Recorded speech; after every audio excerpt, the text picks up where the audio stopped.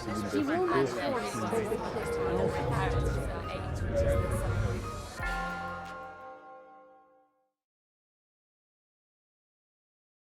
Thank you, Donna. I'm going to say a few words myself, and then I'm going to introduce each of our speakers as they come up. And we're going to all speak very briefly, and hopefully going to be able to give you time to have discussion at the end. I want to say a little bit of something about humanities here at Oxford.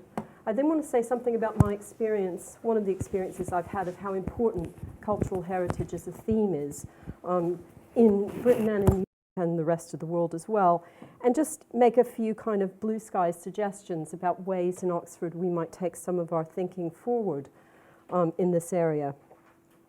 In my view, and in the view of many other people in the world, we have the largest and the best humanities division anywhere.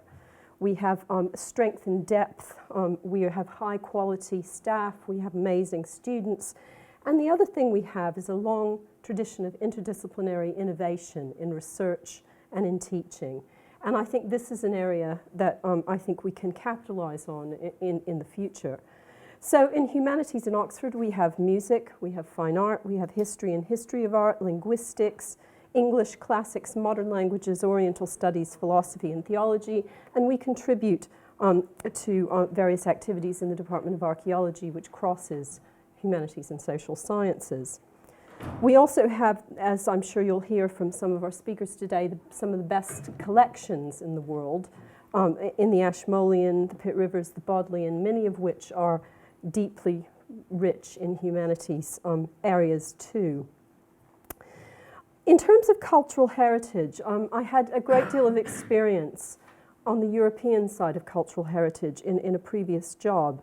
And there are several things I think that came to me as being absolutely crucial in this area of work in the present day world. Donna's already mentioned tangible and intangible cultural heritage, and I think if you look at humanities in relation to this, we've got material objects and we've got texts, but we also have traditions and rituals and the way people do things, which is really quite important. We have the way the digital world has had an impact on cultural heritage. And it has become, in effect, we have a sort of global cultural heritage through the digital world. And I think in terms of what's important in the present day world, I think cultural heritage is a very important area for a number of reasons. We have issues of conservation and climate change, as well as many security issues, which have an impact on our cultural heritage and the cultural heritage of other countries as well. We have economic issues that impinge on cultural heritage. It plays a huge role in tourism, for example. There's some figures I have here.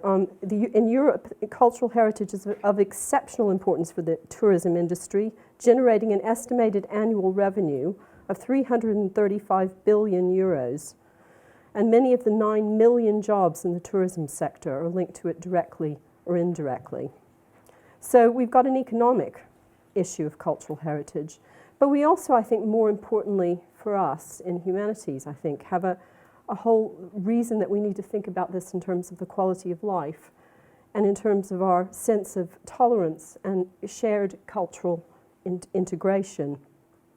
So I think in terms of cultural heritage, the Humanities Division in Oxford does have a huge role to play. I've named our subject areas in humanities. But we also have a role in reaching out to other parts of the university and thinking about many of those issues I've just suggested. And these areas may include law, environmental science, computer science, public policy, as well as the libraries, museums, and e-research resources in Oxford. So I think that we have many opportunities here to think about cultural heritage holistically, imaginatively, and in the sort of innovative interdisciplinary way that we have already developed in our work in Oxford. And I hope that we will be able to carry that forward as the years go on. So I would like to introduce the first speaker today, and that's Christopher Brown, who's director of the Ashmolean Museum, who will talk next.